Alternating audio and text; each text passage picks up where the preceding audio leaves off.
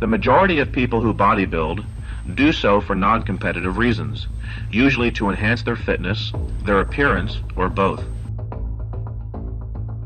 You have probably been training for some time and are now considering competition or at least reaching a peak of condition, which is a science that few bodybuilders, even the top pros, have learned to do consistently. The first thing the novice competitor must learn is how to assess his existing condition so he or she will have adequate time to make the required changes in training and diet which will allow them to reach their peak on time. How do you know when you've peaked? You will have reached a peak condition when your body composition is such that you maintain all the muscular mass you've built and have eliminated all visible fat. The amount of time needed to prepare will hinge largely on your existing body fat levels. The leaner you are when you begin contest preparation, the less time will be required. During contest preparation, the acquisition of more size should not be a major concern, as it is difficult, though not impossible, to build muscle and lose fat simultaneously. Dieting too severely, coupled with overtraining, leads inevitably to muscle loss. If you follow my advice, you will at least maintain your existing mass. Assessing how much of your body weight is fat can be done by several methods, the best and most accurate ones being very expensive. The two most practical for the bodybuilder are hydrostatic, or underwater weighing, and skin pinch calipers. Hydrostatic weighing involves being weighed first in the regular manner and then underwater. Because muscle is denser than water, the individual's lean body mass, or muscle, will sink and be weighed, while fat, which is less dense than water, will float and not be counted. Using certain standard calculations, the difference between your regular body weight and underwater weight will tell how much of your body is made up of fat and how much is muscle. By knowing exactly how many pounds of fat are on your body, you can calculate how much time it will take to reach a percentage of body fat consistent with that condition we call ripped, usually 3 to 6% of overall body fat. Hydrostatic weighing tanks can usually be found on college campuses that have an exercise physiology department, and increasingly at commercial establishments that perform physiology testing. The skin pinch caliper is much simpler, though not always as accurate. The procedure involves measuring skin thickness on various parts of the body, usually the biceps, triceps, and lower back. These measurements are compared with a standard chart, and body fat levels can be assessed. Calipers can be found in some pharmacies and all medical supply stores.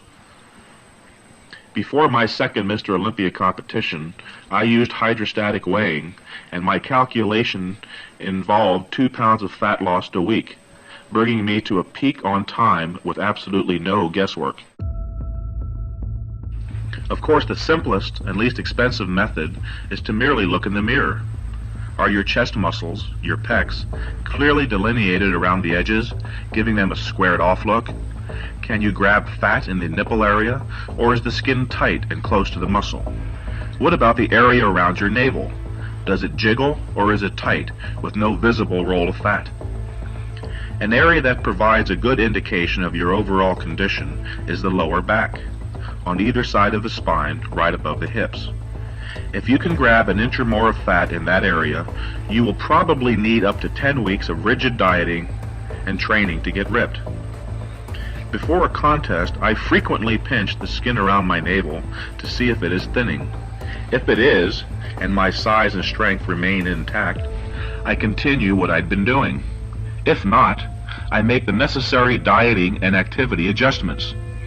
In any case, 5 to 6 weeks should be the minimum time allocated for preparation, and anything more than 10 to 12 weeks becomes too taxing and draining on mind and body. If you tend towards leanness and lose fat easily, spend a solid 6 weeks training and dieting.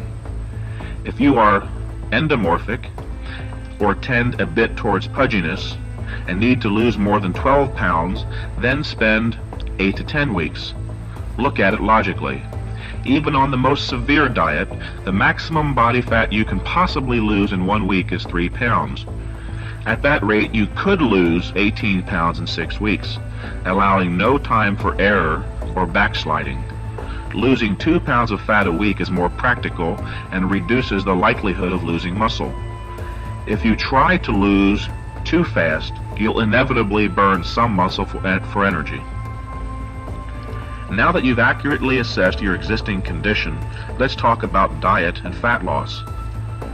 Though it's true that increased levels of physical activity burn more calories and lead to faster weight losses, weight training is not the best way to burn up body fat. Your weight workouts should be used solely for the purpose of maintaining or increasing muscle mass. Body fat, you see, requires oxygen present in order to be metabolized for energy.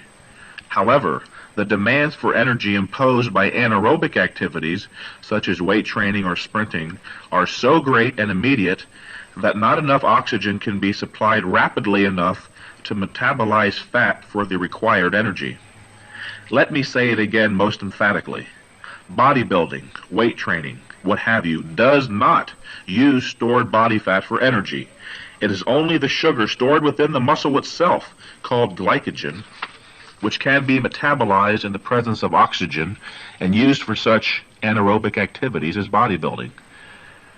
The proper training formula should include weight training sessions that progressively decline in intensity the last 2 weeks leading up to the contest, and aerobic activity that increases in duration and frequency the last 4 to 6 weeks before the contest.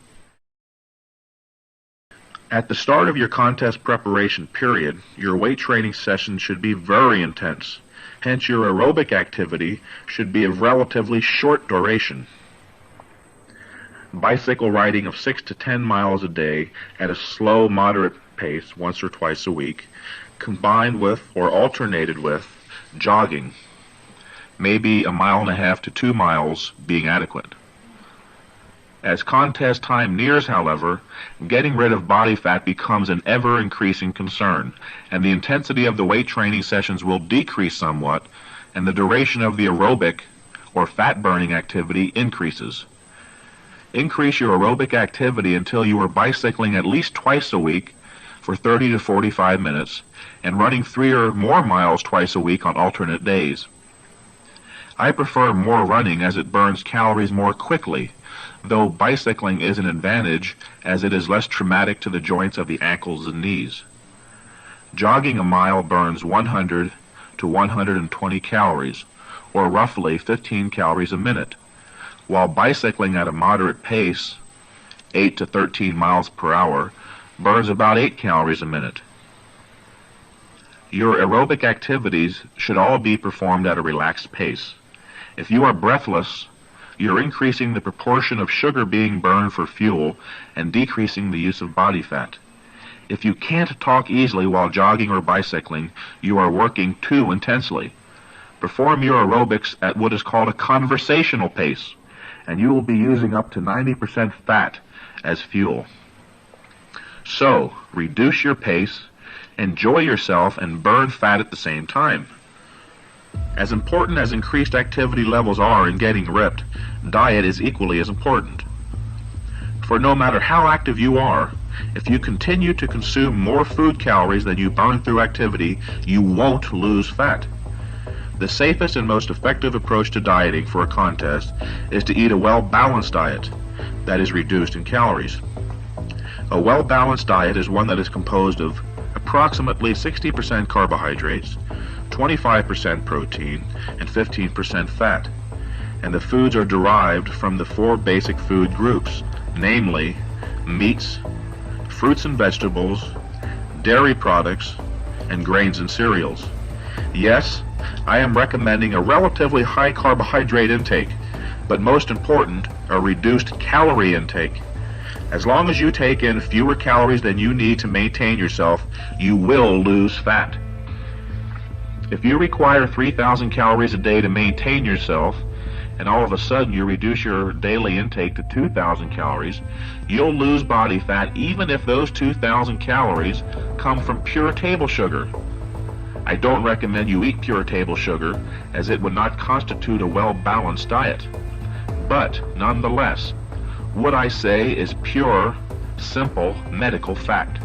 Losing fat is a matter of calorie reduction, and all of the three macronutrients, protein, carbohydrates, and fats, contain calories.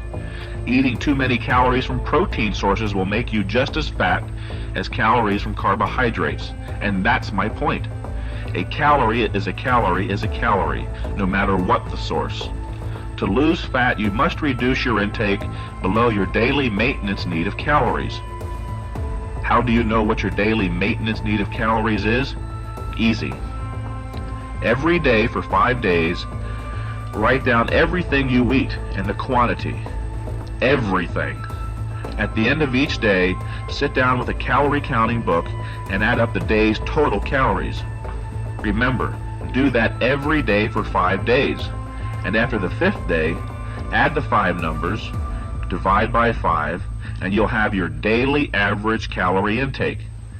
Now, if you haven't gained or lost weight during that 5-day period, then that is also your maintenance need of calories. To lose body fat, simply reduce your calories to a lower daily figure. Don't be too drastic at the start, however. Begin by cutting back your daily intake by 500 a day, and as each week passes, reduce them by perhaps 200 more calories a day.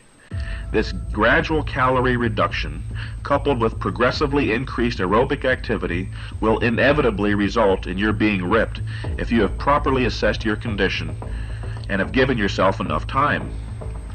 I'm not going to outline a complex diet day by day, as you already know all you need to know about what to eat. Remember, eat a well-balanced but reduced calorie diet and you will get ripped.